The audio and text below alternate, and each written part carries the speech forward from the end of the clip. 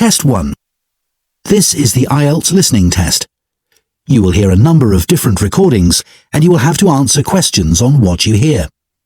There will be time for you to read the instructions and questions and you will have a chance to check your work. All the recordings will be played once only. The test is in 4 parts.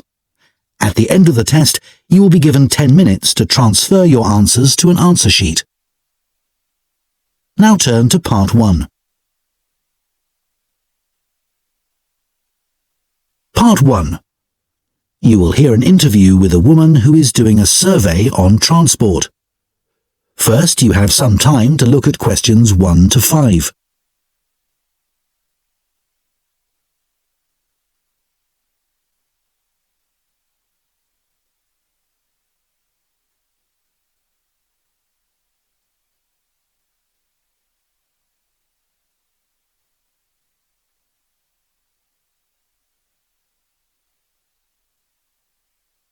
Now listen carefully and answer questions 1 to 5. Excuse me, would you mind if I asked you some questions? We're doing a survey on transport. Yes, that's okay. First of all, can I take your name? Yes, it's Sadie Jones. Thanks very much. And could I have your date of birth? Just the year will do, actually. Is that all right? Yes, that's fine. It's 1991. So, next, your postcode, please. It's DW30 7YZ. Great, thanks.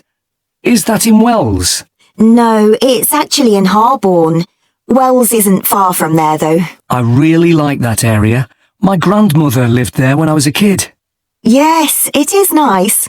Right, so now I want to ask you some questions about how you travelled here today. Did you use public transport? Yes, I came by bus. OK, and that was today. It's the 24th of April, isn't it? Isn't it the 25th? No, actually, you're right. And what was the reason for your trip today? I can see you've got some shopping with you. Yes, I did some shopping. But the main reason I came here was to go to the dentist. That's not much fun.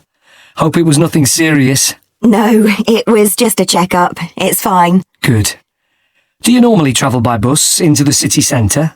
Yes, I stopped driving in ages ago because parking was so difficult to find.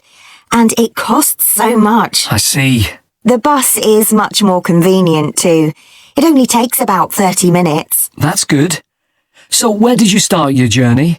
At the bus stop on Claxby Street. Is that CLAXBY? That's right.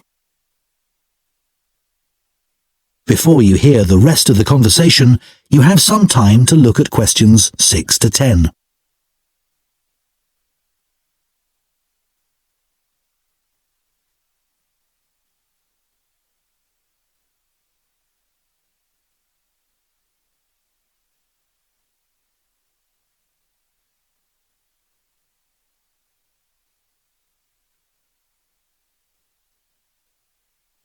Now listen and answer questions 6 to 10.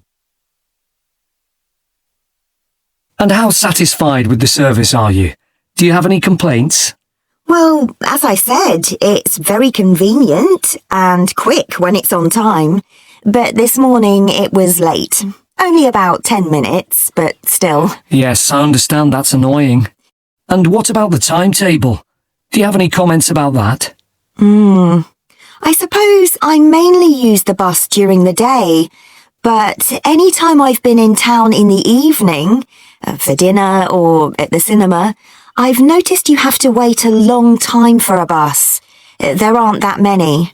OK, thanks. So now I'd like to ask you about your car use. Well, I have got a car, but I don't use it that often, mainly just to go to the supermarket.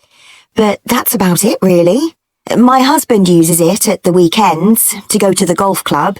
And what about a bicycle? I don't actually have one at the moment.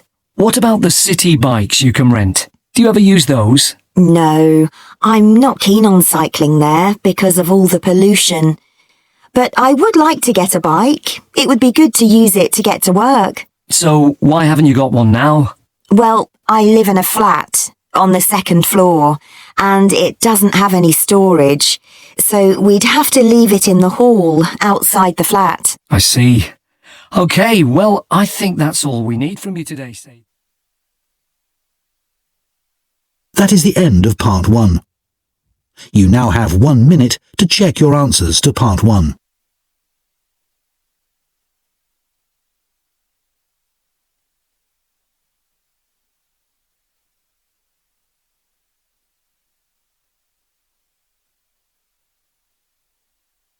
Part 2. You will hear a woman speaking to a group of people who are interested in becoming volunteers for an organisation called ACE. First, you have some time to look at questions 11 to 15.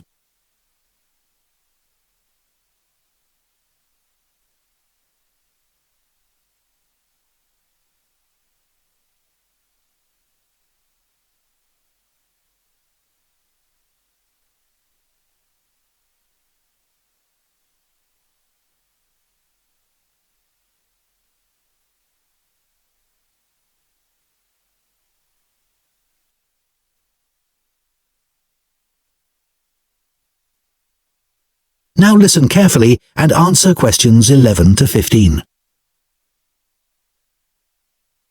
Good evening, everyone. Let me start by welcoming you all to this talk and thanking you for taking the time to consider joining ACE Voluntary Organisation. ACE offers support to people and services in the local area, and we're now looking for more volunteers to help us do this. By the way, I hope you're all comfortable. We have brought in extra seats so that no one has to stand, but it does mean that the people at the back of the room may be a bit squashed. We'll only be here for about half an hour, so hopefully that's okay. One of the first questions we're often asked is how old you need to be to volunteer. Well, you can be as young as 16, or you can be 60 or over. It all depends on what type of voluntary work you want to do. Other considerations, such as reliability, are crucial in voluntary work, and age isn't related to these, in our experience. Another question we get asked relates to training. Well, there's plenty of that, and it's all face-to-face. What's more, training doesn't end when you start working for us. It takes place before, during, and after periods of work. Often, it's run by other experienced volunteers, as managers tend to prefer to get on with other things. Now, I would ask you to consider a couple of important issues before you decide to apply for voluntary work. We don't worry about why you want to be a volunteer. People have many different reasons that range from getting work experience to just doing something they've always wanted to do.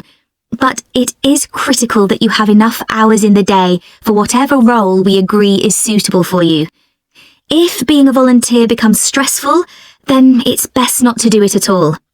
You may think that your income is important, but we don't ask about that. It's up to you to decide if you can work without earning money. What we value is dedication. Some of our most loyal volunteers earn very little themselves, but still give their full energy to the work they do with us. Before you hear the rest of the talk, you have some time to look at questions 16 to 20.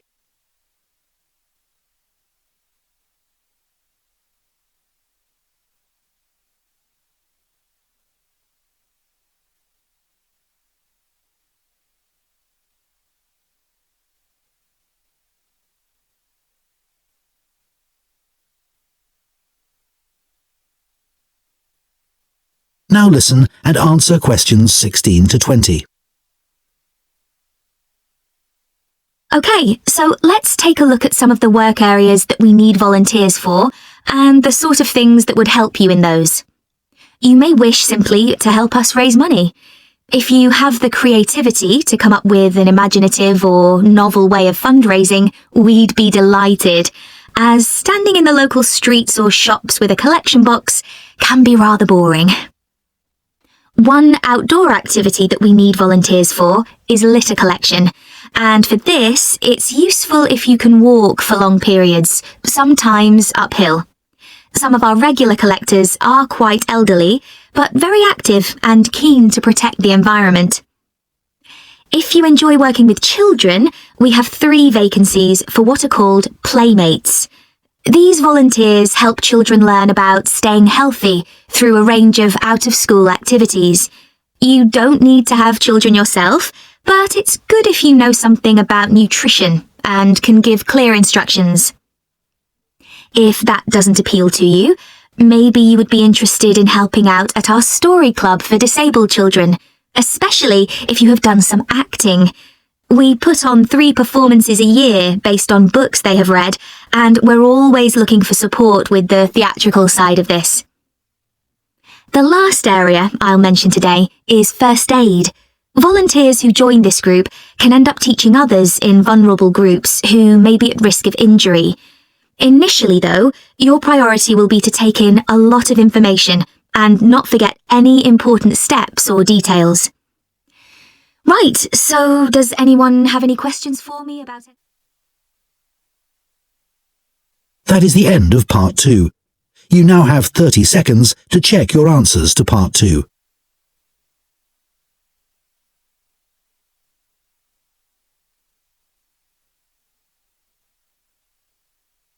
Part 3.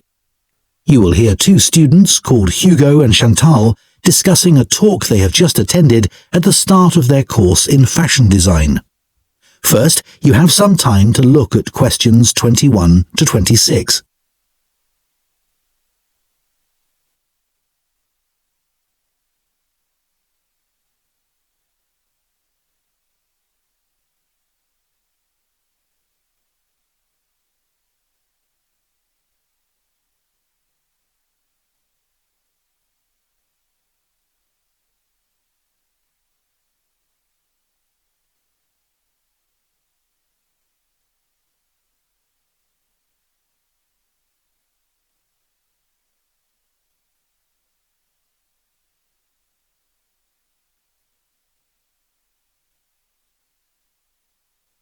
Now listen carefully and answer questions 21 to 26. Hi, Chantal. What did you think of the talk then? Hi, Hugo. I thought it was good once I'd moved seats. Oh, were the people beside you chatting or something? It wasn't that. I went early so that I'd get a seat and not have to stand. But then this guy sat right in front of me and he was so tall. It's hard to see through people's heads, isn't it? Impossible. Anyway, to answer your question, I thought it was really interesting, especially what the speaker said about the job market. Me too.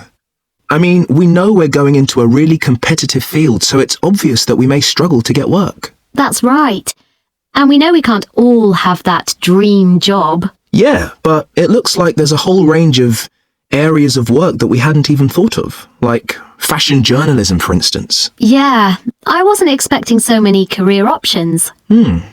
Overall, she had quite a strong message, didn't she? She did. She kept saying things like, I know you all think this, but... And then she'd tell us how it really is. Perhaps she thinks students are a bit narrow-minded about the industry. It was a bit harsh, though. We know it's a tough industry. Yeah, and we're only first years after all. We've got a lot to learn. Exactly. Do you think our secondary school education should have been more career-focused?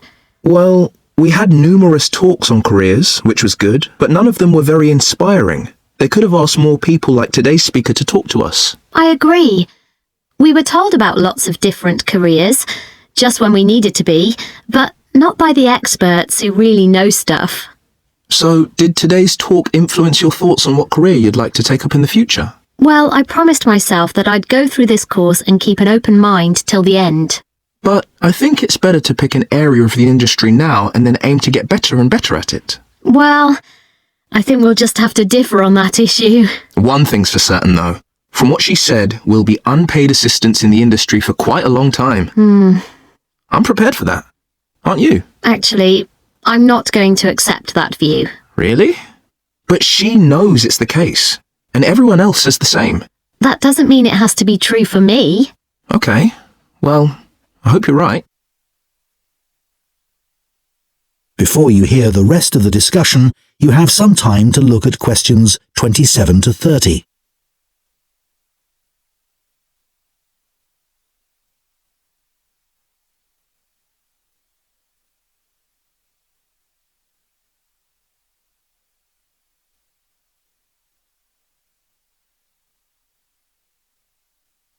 Now listen and answer questions 27 to 30.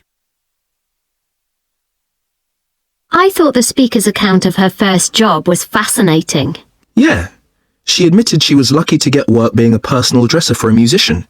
She didn't even apply for the job, and there she was getting paid to choose all his clothes. It must have felt amazing.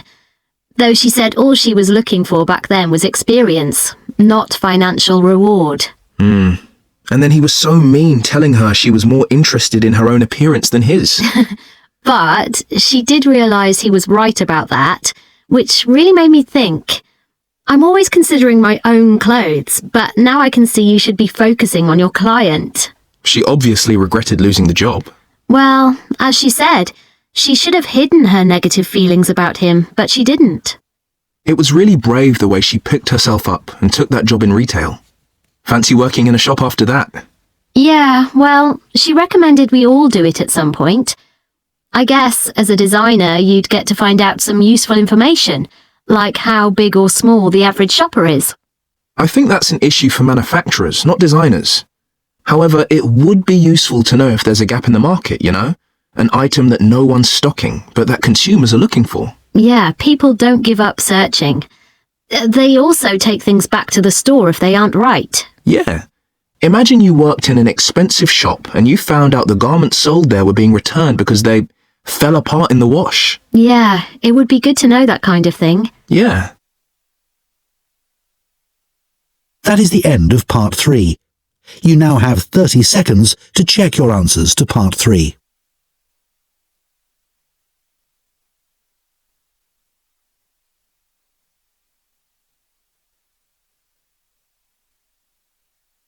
Part 4.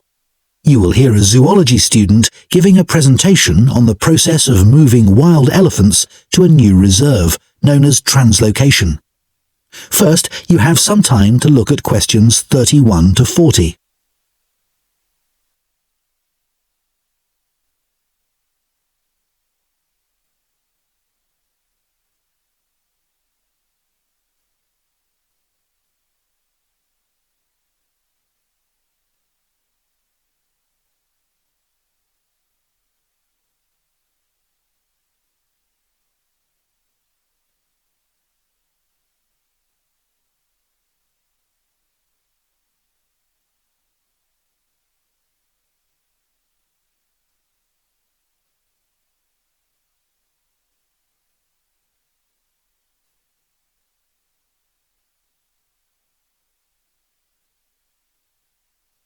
Now listen carefully and answer questions 31 to 40.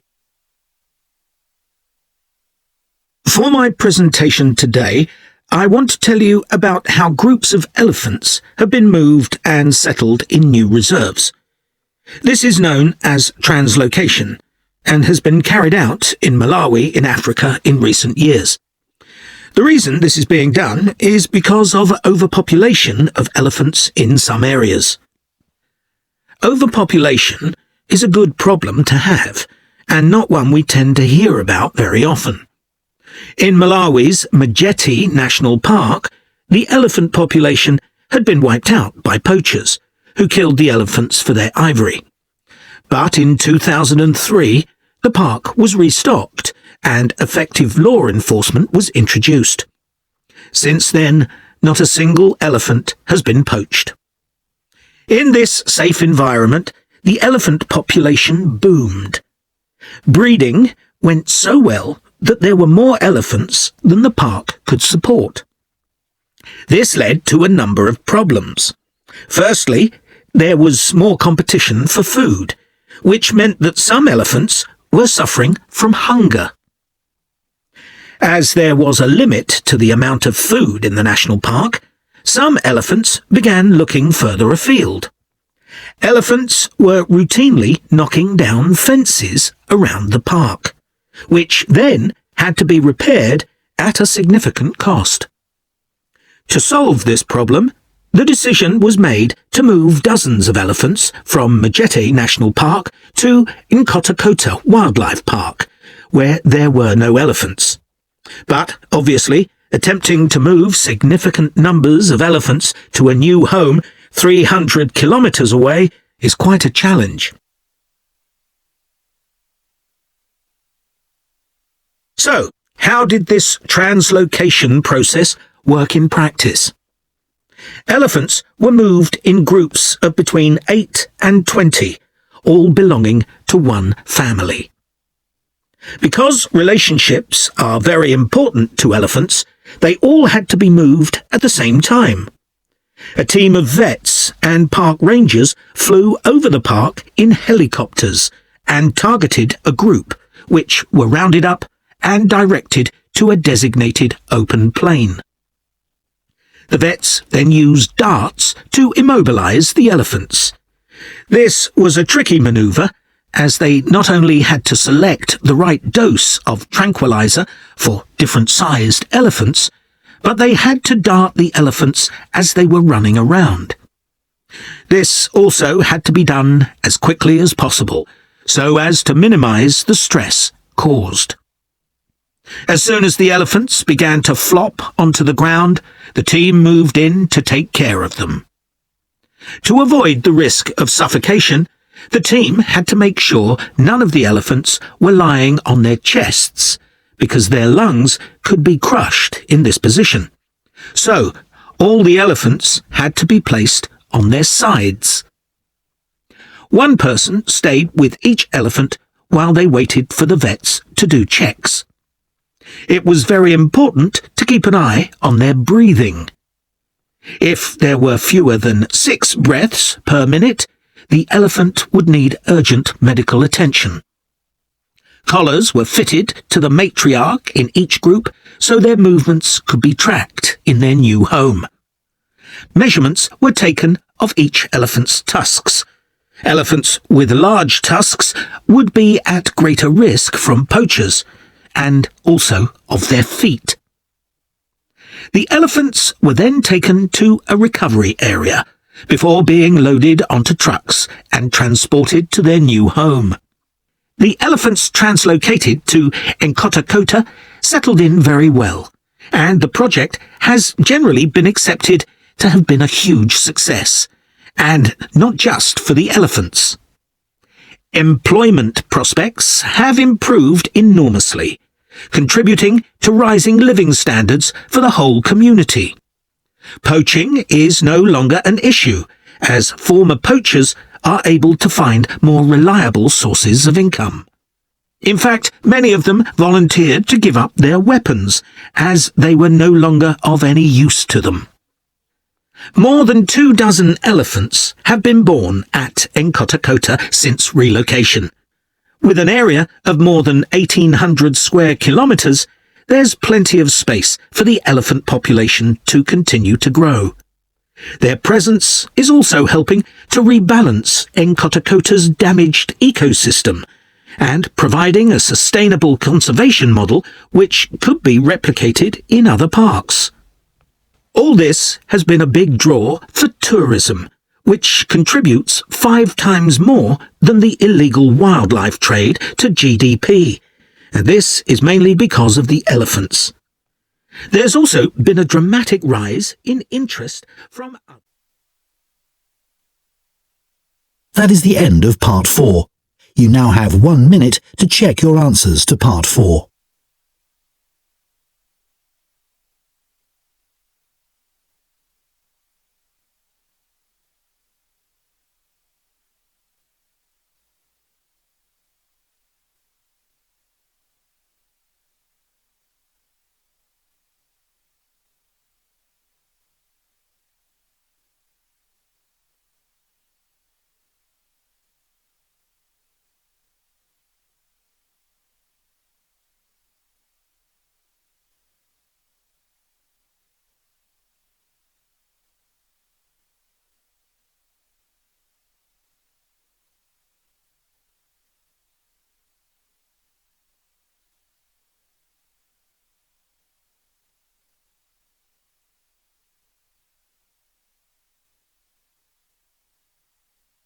That is the end of the listening test.